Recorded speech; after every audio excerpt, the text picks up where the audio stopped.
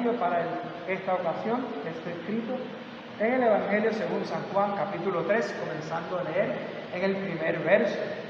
Dice así, oh Señor, gracias. Dice así el Evangelio para esta ocasión. Había un hombre de los fariseos llamado Nicodemo, prominente entre los judíos. Este vino a Jesús de noche y le dijo: Rabí, sabemos que has venido de Dios como maestro, y porque nadie te puede hacer las señales que tú haces si Dios no está con él. Respondió Jesús y le dijo: en verdad te digo que el que no nace de nuevo no puede ver el reino de Dios. Nicodemo le dijo: ¿cómo puede el hombre nacer siendo ya viejo? ¿Acaso puede entrar por segunda vez en el vientre de su madre y nacer? Jesús respondió: en verdad te digo que el que no nace del agua y del Espíritu no puede entrar en el reino de Dios. Lo que es nacido de carne, carne es; lo que es nacido del Espíritu, Espíritu es. No te asombres que yo te haya dicho que os es necesario nacer de nuevo. El viento sopla de donde quiere, oye su sonido y no sabe de dónde viene y a dónde va. Así es todo aquel que es nacido del Espíritu. Respondiendo Nicodemo le dijo: ¿cómo puede ser esto? Jesús respondiendo le dijo: tú eres maestro de Israel y no entiendes estas cosas. En verdad te digo que hablamos lo que sabemos y damos testimonio de lo que hemos visto, porque vosotros no recibís nuestro testimonio. Si os he hablado cosas terrenales y no creéis, ¿cómo creeréis si hablo las celestiales? Nadie ha subido al cielo, sino que el que bajó del cielo, es decir, el Hijo del Hombre que está en el cielo. Y como Moisés levantó la serpiente en el desierto, así es necesario que sea levantado el Hijo del Hombre, para que todo aquel que en él cree no se pierda y tenga vida eterna. De tal manera amó Dios al mundo, que dio a su Hijo unigénito, para que todo aquel que en él cree no se pierda, mas tenga vida eterna. Porque Dios no envió a su Hijo al mundo para condenar al mundo, sino para que el mundo fuese salvo por él. Hasta aquí el Evangelio para esta ocasión. Alabanza sea Dios. El Evangelio fue largo, ¿verdad? Pero gracia y paz de Dios y de Jesucristo nuestro Señor y nuestro Salvador. En este domingo de la Santísima Trinidad, pues vemos esa escena en donde está Nicodemo, esas preguntas que hace, y las preguntas también y los cuestionamientos que le hace Jesús a él a su vez. Y podemos ver dentro de este pasaje esa manifestación o esa proclamación de la Santísima Trinidad en el Evangelio según San Juan. Padre, Hijo y Espíritu Santo, el Creador, el Redentor y el Santificador. Algunos también hablan de Consolador, mencionando al Espíritu Santo. Así que una es como lo conocemos y la otra son las acciones. Dios Padre Celestial, que es Creador, y el Hijo, que es el Redentor, y el Espíritu Santo, el Consolador o Santificador. Desde el capítulo 1 se proclama esa comunidad del Padre, del Hijo, por ejemplo, cuando se nos dice que al principio, antes de que de todo lo creado, la palabra era y estaba junto a Dios. Esa palabra que estaba junto a Dios era Dios. O sea que lo dice de dos maneras, Juan lo proclama, ¿verdad? Así que si estaba con Dios y era Dios, pues es un Dios, y en este caso está hablando de la persona de lo que vamos a conocer como el Hijo, o que se revela después como el Hijo, ¿verdad? Que existía como palabra de Dios antes de la creación. Juan pone como paralelo ese inicio del Evangelio, tiene un paralelo y es el Génesis. Y Juan, escribiendo su Evangelio, nos transporta, o podemos hacer el paralelo con Génesis, ¿verdad? En la cual cuando Dios decía, las cosas se hacían o se creaban en ese sentido. Así que la palabra dicha por Dios estaba creando junto con Dios, y al mismo tiempo en Génesis se incluye el movimiento o la acción del Espíritu de Dios, conocido por nosotros en el Nuevo Testamento como el Espíritu Santo. Es más, Pablo también habla del Espíritu de Cristo, hablando del mismo Espíritu de Dios. Ahí tenemos la tercera persona, entonces, de la Trinidad, ¿verdad? En el Génesis se ve el movimiento del Espíritu de Dios que se paseaba sobre las aguas y ordenaba todo, ¿verdad? Dios hablaba y su palabra sabemos que es Cristo antes de la creación, ¿verdad? Entonces, el Espíritu Santo va ordenando, ¿verdad?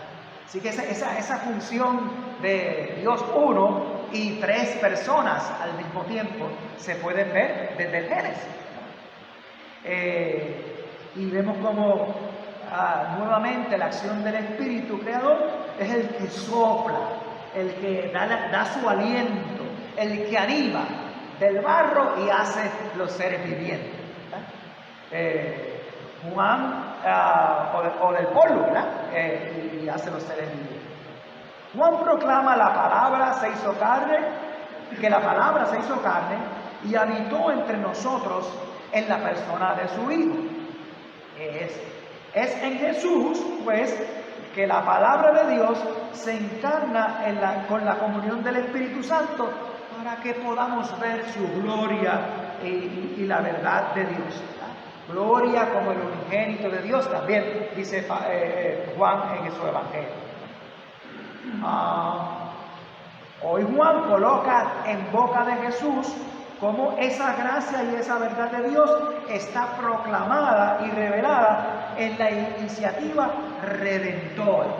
Ya, entonces asociamos a Jesús con la redención, la salvación, el perdón de los pecados, el acto de reconciliación de Dios que hace Dios con los seres humanos y que nos permite reconciliarnos los unos con los otros. A la luz de la comunidad que es Dios, entonces nosotros también podemos vivir ese carácter redentor y amoroso con el cual nos promete esa vida eterna. Y pues esa iniciativa es inagotable, incondicional, inmesurable, porque es una iniciativa de amor. Tanto amor Dios al mundo. Ese amor es así, inagotable, incondicional e inmedible o inmesurable de Dios. Dios es amor, y en Jesucristo, quien era Dios y estaba con Dios desde antes de la creación, revela y se encarna como redentor. Se revela a Jesús también como ese poder de Dios redentor. O esa persona, la Trinidad, por la cual Dios nos salva. Hoy, en medio de la vida, nosotros a veces tenemos algunas situaciones difíciles. En el caso de el pueblo de Dios, cuando Jesús está proclamando, pues está bajo el imperio romano. Pero el imperio romano, a pesar de que era un imperio y en muchos lugares en donde estaba el imperio impuso, incluso a los judíos también le impuso, ¿verdad?, el tipo de alabanza al César, ¿verdad? Y después ustedes ven en el Evangelio el dilema que se formó. La moneda, ¿de qué inscripción es? Pues dar César lo que es de César. No. Es que había, el imperio se imponía y se hablaba del César como si fuese un dios, en ese sentido. Y entonces, pues eso podría competir, o podría cancelar, o podría traer problemas a los judíos, pero los romanos dejaban que los judíos tuvieran el templo hasta el 70, que después lo destruyeron, ¿verdad? Pero hasta ahora dejaban el templo, ¿verdad?, que los judíos siguieran su religión, aunque ellos estaban bajo el imperio. Pero ¿saben qué? Que entonces ese élite de judíos, entre los cuales se encontraba Nicodemo, estaban los herodianos, que le decían herodianos porque estaban a favor de Herodes, eran judíos que estaban a favor de Herodes, ¿verdad? ¡Wow! ¡Qué cosas se parecen a ver en el día de hoy! Perdón, pero a veces se parecen esas cosas, ¿verdad? Eran judíos, pero tenían lealtad con el Herodes, ¿verdad? Entonces, estaban los fariseos, que entre ellos se dice que Nicodemo era fariseo, pero también estaba el Sanedrín, que eran los ancianos, que eran entonces los grupos élite dentro de los judíos, los macaracachimba por ahí, como dirían en el día de hoy. ¿Y saben qué? En el templo se celebraban los sacrificios. Y antes de este capítulo 3, lo que se nos está contando en Juan es la escena de Jesús que va a Jerusalén y que ve cómo allí están los mercaderes vendiendo y cambiando las monedas, y de eso sacaban dinero para el templo, ¿verdad? Pero no solamente sacaban dinero para el templo, sino que sacaban de ese dinero, también se pagaba impuestos al César o al imperio romano, ¿verdad? Entonces Jesús ve y dice, pero esto se ha convertido en una casa de ladrones, un negocio es lo que ustedes tienen aquí. No es casa de adoración a Dios, no es templo de Dios, no es templo del Señor, ¿verdad? Incluso Jesús les dice, pues mira, destruyan este templo que ya en 3 días lo restauraré, lo reconstruiré. Y sabemos que la misma Escritura nos dice, según San Juan, ¿verdad?, de que Jesús no se estaba refiriendo al templo de Jerusalén como tal, sino a su propio pueblo. El templo era lo que daba comunión con Dios al pueblo, era el centro de esa comunión de Dios para con el pueblo. Así que si estaba corrupto, si no estaba en la función de vida, ¿verdad?, pues no permitía que el pueblo realmente permaneciera en esa comunión para con Dios. Y por eso es que Jesús muestra el celo por la casa de Dios. Pero al decir destruyan este cuerpo que yo lo reconstruiré en 3 días, se está refiriendo a su propio cuerpo. ¿Qué es lo que nos está diciendo él?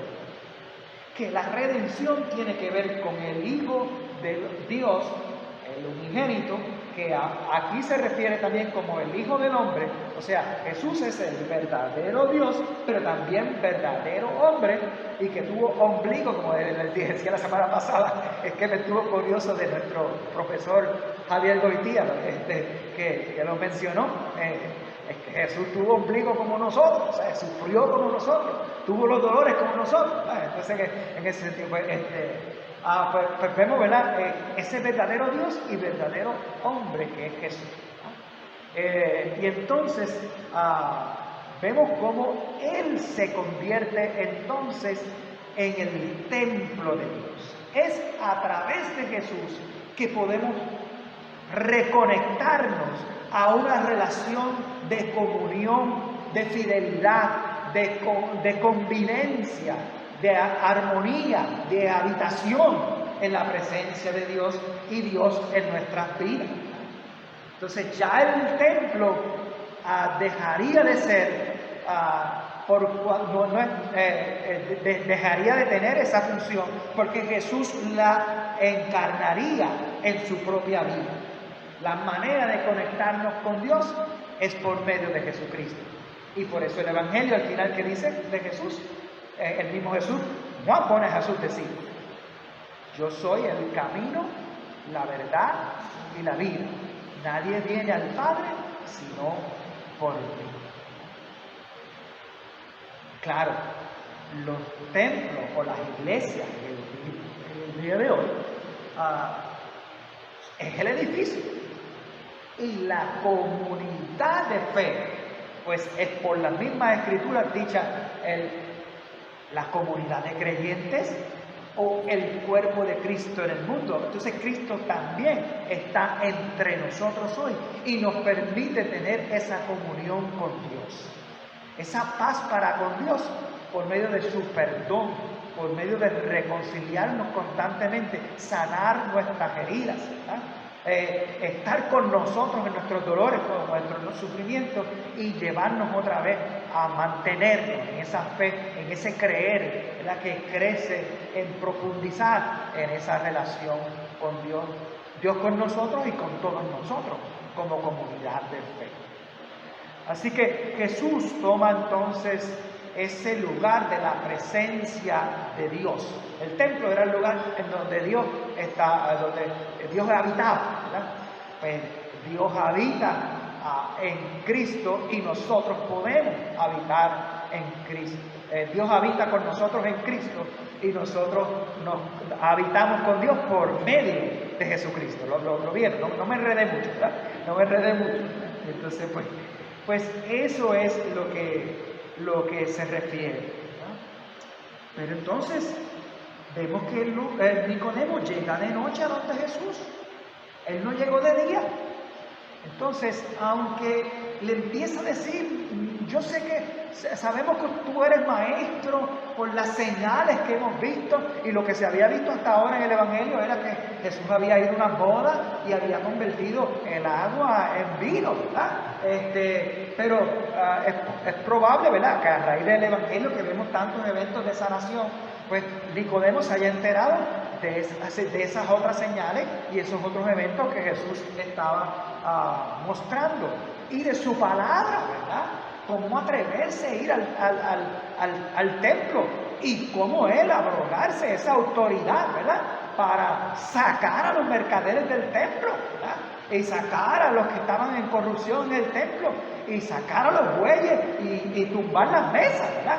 Entonces, pues, eso de alguna manera le estaba llamando la atención a Nicodemo, pero por otra razón él decía: espérate, yo todavía no estoy seguro, y yo voy mejor de noche y lo veo, porque si me ven con él, entonces yo pierdo mi puesto, yo pierdo lo que me interesa o mis intereses, o me pueden cancelar o votar a mí del cuerpo de ancianos o de Sanedrín, o quizás me van a encontrar en falla los fariseos, ¿verdad?, en ese sentido. Así que él no puede realmente, él viene como tratando de salir de la duda y como con curiosidad, pero no puede no puede llegar al creer así de momento, porque no puede desprenderse de lo que él siente que es su seguridad.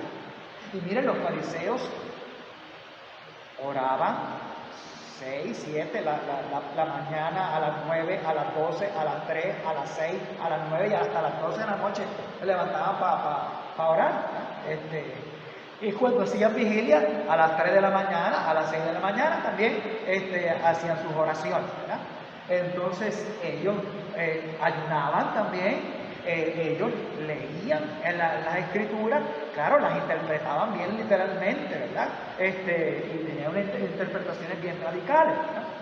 ¿Y cuál era el problema entonces con ellos? Que ellos creían que por todos estos actos ya ellos tenían el cielo ganado, como digamos, pues como yo oro, yo leo la Biblia, yo hago mis oraciones, yo doy el diezmo, pues entonces Dios me tiene que tener ahí un lugar para mí, ¿verdad? Y ese era el problema, porque se pensaban en que ellos mismos ya tenían su salvación ganada, ¿verdad?, por lo que hacían, ¿verdad? Pero por otro lado, con los demás, como pasó con Jesús, los mismos fariseos fueron unos de los que se confrontaron con Jesús todo el tiempo, y después el Sanedrín también, ¿verdad? No podían ver los actos de misericordia como señales de Dios a veces. O las veían, pero las cuestionaban, ¿verdad? Porque, o sea, ellos decían, nosotros haciendo esto somos los santitos, y entonces todos los demás pues son los pecadores, los impuros, ¿verdad? Ellos se creían, ellos mismos se estaban colocando en un lugar que no les correspondía, porque no es por gracia de Dios, ¿verdad? En ese sentido. ¿Y cómo tú quieres realmente, tú haciendo estos gestos, pero faltándote la misericordia, quieres entonces estar bien con Dios? Por eso es que Jesús en los evangelios le dice, misericordia quiero y no sacrificio, diciéndoselo a los fariseos. Misericordia quiero y no sacrificio. Porque el sacrificio no te va a valer de nada. Tus oraciones, tus diezmos, tu lectura de la Biblia no te vale de nada si tú no tienes misericordia. Y por eso aquí este evangelio nos habla. De tal manera amó Dios al mundo. La misericordia y el amor están de la mano. Son casi sinónimos, ¿verdad? En ese sentido. Así que, pues, es lo que Pablo diría en sus escrituras en Corintios, por ejemplo. Pues mira, yo puedo hacer címbalo que retiñe y hacer un montón de cosas, pero si no tengo amor, ¿verdad? Nada soy, ¿verdad? Puedo saber de la escritura, puedo ser un sabio, un entendido, pero si no tengo amor, de nada me sirve, ¿verdad? En ese sentido. Entonces, pues vemos cómo ahí que cae la situación. Y Nicodemo de momento no puede responder a ese llamado que le está haciendo a nacer de nuevo, que es eso de nacer de nuevo, porque yo necesito nacer de nuevo. Si ya yo estoy allá arriba, ya yo soy de la élite, ya yo practico lo que tengo que practicar. Papá, te falta la misericordia, te falta el amor, ¿verdad? Te falta creer en el don de gracia que es el Hijo del Hombre. Te falta ver al exaltado, al que se levantó, ¿verdad? ¿Y con dónde Jesús se levantó? Al final. En la cruz se levantó, fue levantado, ¿verdad? Y también hubo otro segundo levantamiento, el cual, el de la resurrección, ¿verdad? Fue levantado de entre los muertos, ¿verdad? En ese sentido. Así que pues, es en la cruz, entonces, que ya lo hemos mencionado, y ya lo debemos saber, ¿verdad? Y mejor es vivir, ¿verdad? Que es donde Dios manifiesta su amor redentor y salvador. Y como para los judíos la cruz era una maldición, pues menos aún podría entender Nicodemo de qué se trataba lo que Jesús estaba hablando. No era una situación biológica, sino era lo que estaba presentándose, ¿verdad? A Nicodemo era ese nacimiento del agua y del Espíritu que nosotros hoy también lo reconocemos como el bautismo cristiano. Ese nuevo nacimiento del Evangelio de Juan, ese nacer de nuevo, es también un nuevo génesis que nos lleva a un crecimiento en la gracia y además de la misericordia, la bondad, la búsqueda de la justicia, la paz, ¿no? El compartir de las bienaventuranzas de Dios según Mateo, según Lucas, ¿verdad? El soplo, el aliento, el ánimo, la guía, la intercesión del Espíritu, ¿verdad? Está para nosotros en ese nuevo bautismo que podemos hablar, o ese un nuevo nacimiento que nosotros vemos en el bautismo, pero también a través de nuestra vida, ¿verdad? Así que porque no solamente bautizamos y ya está todo, ¿no? Sino que ese Espíritu sigue trabajando en nuestra vida, la palabra de Dios sigue trabajando en nuestra vida y nosotros podríamos decir que cada día renacemos nuevamente, ¿verdad? Por eso es que Lutero recomendaba cada vez que te levantes en la mañana, lávate la cara y recuerda tu bautismo, ¿verdad? Eso es un ritual, pero ese ritual que te hace recordar también te lleva a vivir en el Espíritu de Dios. o le permites a Dios participar en tu vida y renovar tu vida diariamente, ¿verdad? Y por eso Él decía, diariamente tenemos que recordar nuestro bautismo, diariamente tenemos que vivir la fe de arrepentimiento, la fe de convicción, ese creer, ese estar en comunión con Dios por medio de Cristo y compartiendo en su amor. Esa es la colocación también que Dios hace, o por su Espíritu, nos coloca en su santidad. No es que nosotros nos esforcemos para llegar a la santidad, sino que Él mismo ha venido a nosotros, nos ha sacado de la oscuridad, nos ha sacado de la noche, nos ha sacado de nuestras falsas seguridades como las que tenía Nicodemo, ¿verdad? Y nos saca de nuestras encerronas, nuestro ensignamiento, hasta de nuestros dolores y nuestros sufrimientos, y nos lleva a vivir en su comunión. Así que el mismo Espíritu y la palabra de Dios centrada en la cruz y en la resurrección de Jesús plantan en nuestro interior la fe que crece en entendimiento, en sabiduría, en una nueva visión de la gloria y la verdad de Dios que nos redime en su amor. A Nicodemo le costó mucho dejar de confiar en sus propias o supuestas seguridades, falsas, vamos a bien decir, ¿verdad? O sus supuestos o falsos prestigios, o ese sentido de que ya era salvo, ¿verdad? Y esos propios, o sus propios intereses, ¿verdad? Al final del Evangelio, después que Jesús es crucificado, entonces Nicodemo entiende lo que es el Hijo del Hombre ha de ser levantado. Ahí entonces llega la fe y Nicodemo va y pide el cuerpo de Jesús junto con José de Arimatea, ¿verdad? Ahí ya no tiene miedo de que lo asocien con Jesús, ¿verdad? Aunque ya estaba muerto, pero él sabía que era el Salvador, ¿verdad? Muriendo en esa cruz. Y encontró, ¿verdad?, ahí esa fe que confía en ese amor redentor de Dios y llegó a ese nuevo nacimiento. Se tardó mucho, pero llegó a ese nuevo nacimiento, en ese evento central de la encarnación, en ese encuentro con la salvación y la vida eterna y la entrada al reino de Dios. Dios permita crecer que sigamos creciendo en ese conocimiento de Jesús, en ese reconocer de ese amor de Dios por nosotros, pero por la humanidad entera también. Dios permita que salgamos en paz y proclamemos a Dios en Cristo y en la comunión del Espíritu Santo, la Santísima Trinidad.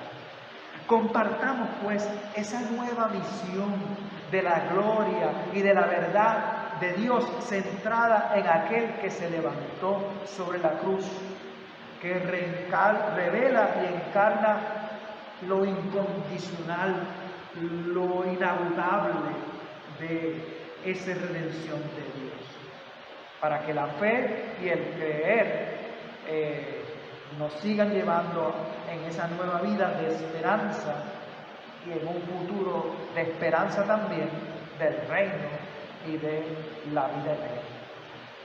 A veces que nosotros nos ponemos como Nicodemo, ¿verdad? Y nos creemos que ya está todo bien, o ya yo estoy, siempre Dios nos recuerda, ¿verdad?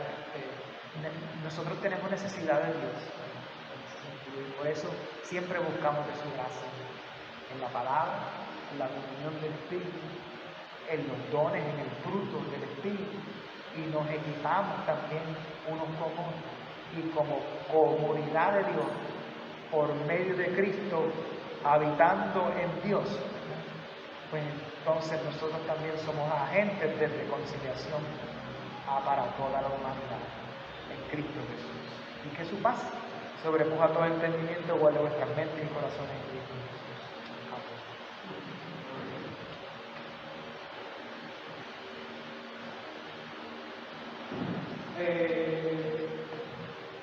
Tenía un himno para el día